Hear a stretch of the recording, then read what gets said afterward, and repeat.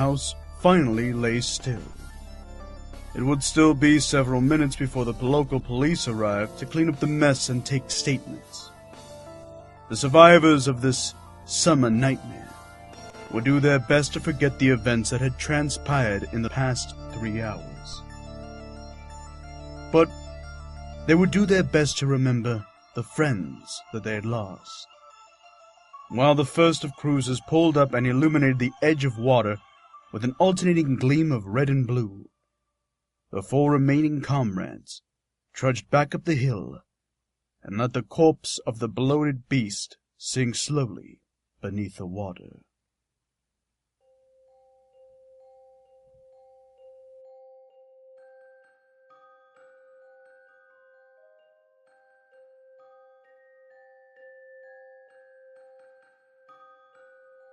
You see, it was Murphy's idea to throw an epic kegger party for all of his partners in crime at his folks' lake house. They were off jet setting to whatever location their hearts desired. Retired people do that from time to time, and they definitely kept busy as soon as they cashed in their 401k. As Murphy recalled it to all in the mass invite. Hey, my folks are heading to Hawaii for 2 weeks. Party at their place. Are you sure that's going to be okay? You're not really the party-throwing type. This should be awesome. Don't you worry about any of that. We've all been meaning to finally get together, and now we have the perfect means. Besides, I trust all of you. What's the worst that could happen? The plans were set, travel arrangements were made, and... But following Friday, Murphy was eagerly waiting at the front door as his first guest arrived.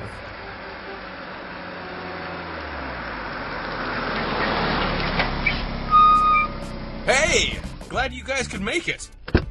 Are you kidding? We wouldn't miss this for the world. I've been looking forward to this for so long. I have a feeling I'm finally going to be able to relax for a change. Well, I hope you do too, Bunny. Now go on inside and make yourself comfortable. I'm going to stay out here and wait for everyone else.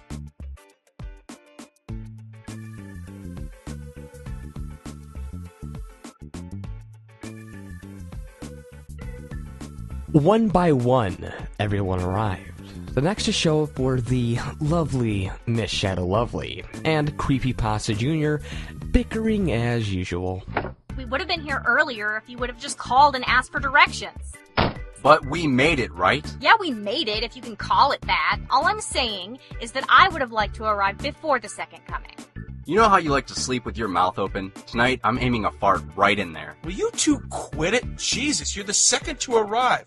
Shut the fuck up and get inside. Next was Madam and Kitten. They were jabbering so much that they weren't exactly looking where they were going. Have you ever been here? I don't know if I'm gonna feel comfortable sleeping in a bed I'm not familiar with. The hell are you worrying about? We're gonna have so much fun, honey. It'll be like... Ugh! Jesus! Fuck, you spilt my beer. Oh, fuck. 5 steps on the property and already a party foul. Oh, Murphy, I am so sorry. Here, let me clean that up. Don't worry, hon. You two just get inside. Quite a few have gotten here already.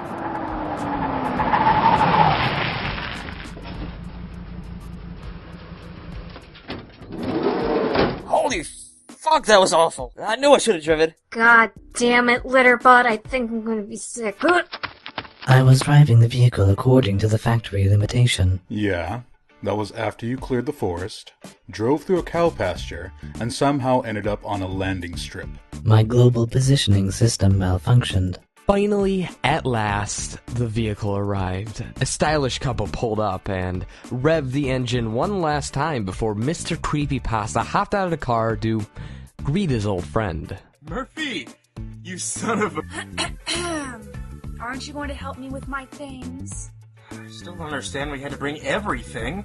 We were only going to be here for a... Don't question why. Just bring it all. Good to see you again, Murphy. Yeah, hi. Don't worry, man. There's a shit ton of beer in the fridge. We got pizza coming tonight. Oh, thank God.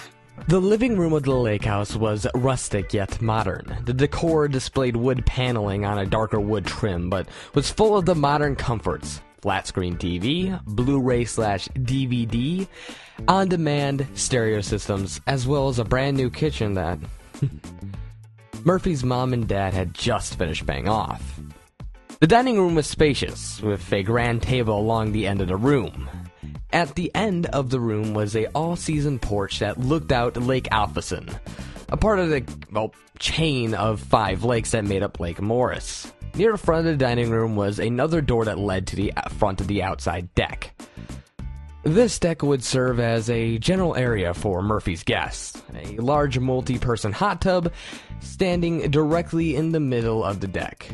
It beckoned many of the guests. The large beverage chest on the other end of the deck would certainly beckon the rest. At the front of the deck was a long, creaky stairway. The stairway was actually a series of decks and stairways that would lead all the way down to the pier where Murphy's parents had a massive pontoon boat waiting for the lake troupe to tour amongst the lakes. After the rooms were assigned, Murphy had a little surprise for everyone. Okay, kids, get this. The guy across the lake is an amateur photographer, and I told him that I'm having a shitload of friends over. So then he said that he usually takes pictures of lots of people, and then I said, Get to the point, Murphy! Gosh, Yeah, hurry come on. up, old man. Go fuck yourself. Anyway, since we've never been all in the same place at the same time ever, I thought it would be nice if we got a picture together. That's awesome. awesome! Damn it. Wonderful. Nice. You were so sweet, Murphy. This is fantastic. The group headed down to the pier, some giddy with excitement, some starting to warm up to it. As they reached the end of the wooden path, they saw a middle-aged gentleman with a small boat loaded with camera gear. He asked the group to please gather around at the end of the pier as best they could. There was a bit of pushing and shoving, but no one luckily got wet. Till after he clicked a shutter. With this, the man shook Murphy's hand and headed back across the lake. Murphy then ushered everyone onto the pontoon to, take them for a ride. I really don't want to. Listen, Raven, I am quite sure that Murphy will pilot this boat within safe parameters. It is just one lap around the lake. I'm just not a big fan of lake water. Dude, neither am I. Yeah, but you've been here. I haven't. Come on, Raven, stop being a pussy. Yeah, come on, Raven. It'll be fun. The probability of anything happening to you in this particular body of water is approximately 1,456,397 to 1. I've never heard of a bird that can't swim. You know what? Fuck it. Fuck you guys. I'm going back inside. Raven stormed back up the stairway to the deck inside the house. A loud slam could be heard echo through the trees. Nice going, Josie. What? I was only kidding. Josie, you're about as compassionate as a pineapple up the ass sometimes. The entire boat erupted in laughter and headed out and down the lake.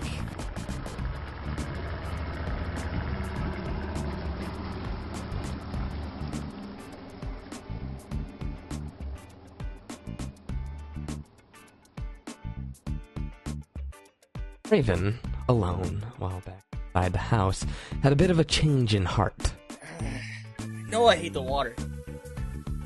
But I'm gonna regret this if I don't go. Maybe I can still catch up with them. Raven sprinted out the door and down the stairwell to sea. An empty dock. He followed the remnants of the wake of the boat that left and spotted the pontoon. Far end, already, there was no way you could catch it now. Shit! Raven picked up the stone at the end of the shore and skipped it across the surface of the lake as he watched the rock bounce. He noticed a shadow under the water. The shadow was a good 50 yards out and moving much closer to Raven's position. What the hell is that? Suddenly, there was a giant splash and Raven screamed for help. And that was left of Raven was his velvet top hat, floating peacefully along the surface of the water.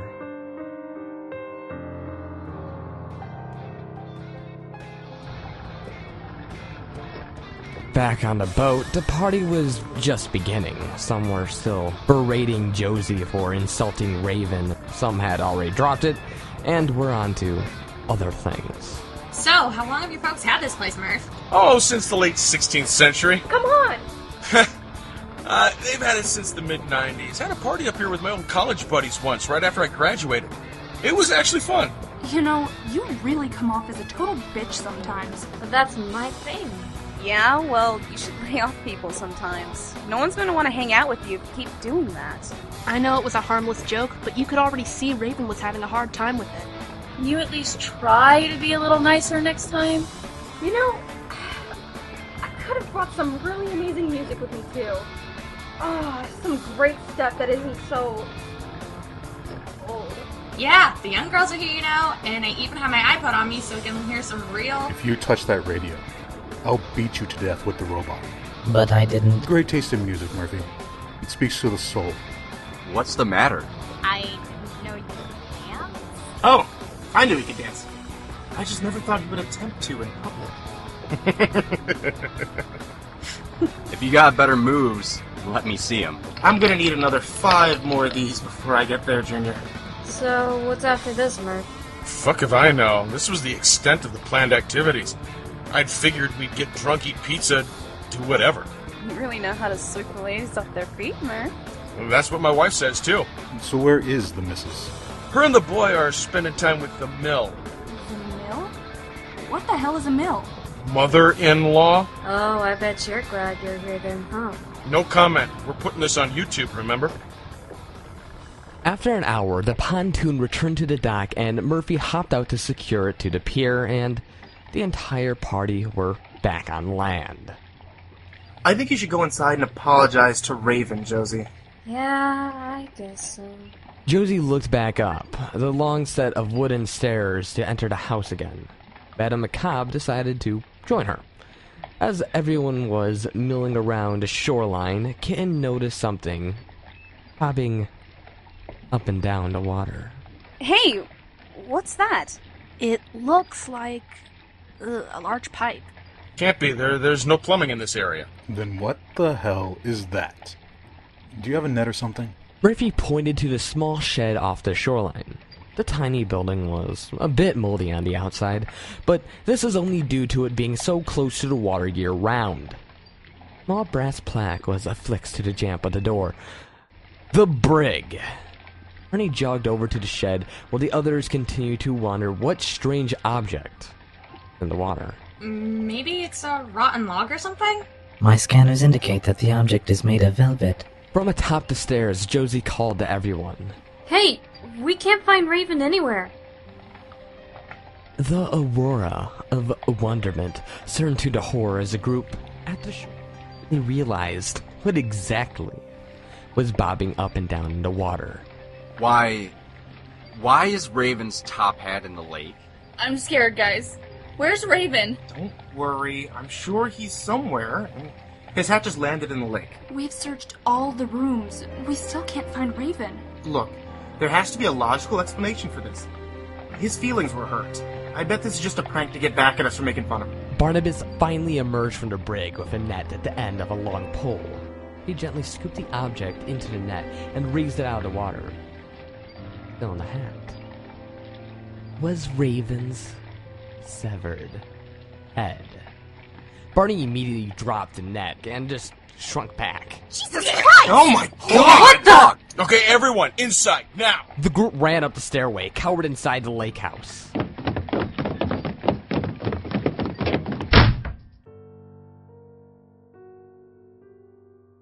The friends sat for a few minutes in silent shock. Josie was inconsolable, and Murphy poured himself a drink. Baby attended to Bundy, who was still heaving in the bathroom, and Madam was fanning Music, who was still a bit lightheaded after recovering. What could have done this? Murphy, you would know. Actually, I have no fucking clue. The biggest thing I've caught in that lake is about a bluegill about 5 inches long. And the boats that have motors aren't supposed to go faster than 20 knots. Knots? Roughly about 23 miles per hour. This is a no-wake lake. You have to go farther down to one of the bigger lakes to go any faster. This is just insane. What would do something like that? I don't know what, but we need to find out. Look, I honestly came out here to have a good time. Shut up, honey. MCP's right. We did come here to have a good time. Raven would want us to figure out what's going on. Wait a fucking minute. What the hell are you suggesting? This isn't some B horror movie. This is real life. Junior's right. Did someone think of calling 911? Okay, everybody, get your phones. Everyone call 911. You're not gonna be able to get through. Look at your phones, people. What gives, Murph? You have no cell service out here? For the most part, no. Except right here. Murphy, you're upside down with your legs crossed. Shut up! I got a signal. 911, what's your emergency? Yeah, hey, there's been an accident. Yeah, N7345 Bighorn Avenue, Point Place. Yeah, look, I'm in a very awkward position just to get a signal, so please, get here as soon as possible. My friend was killed, his head cut off. Aw, shit. I'll go watch her. Oh god, oh god, oh god, oh god, oh god. This is horrible. This is horrible. What are we gonna do? I don't know what's going on. I can't handle this. I need to go get some air. Music! Let her go, sweetie. Let her calm down. But I'm worried about her. She's never freaked out this badly before. Madam, Raven was killed. We should all be having panic attacks right now. I'm so sorry. I didn't mean to kill him. You didn't kill anyone, Josie. No one could have known that was going to happen. What we need to do is find out how it happened. Outside, Music did her best to calm herself. Come on, girl. You can do this. You can do this. You can do this.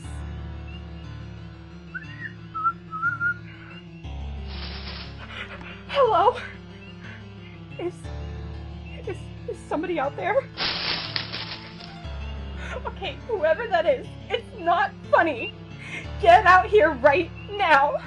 Back inside, as everyone is still trying to figure out who killed Raven.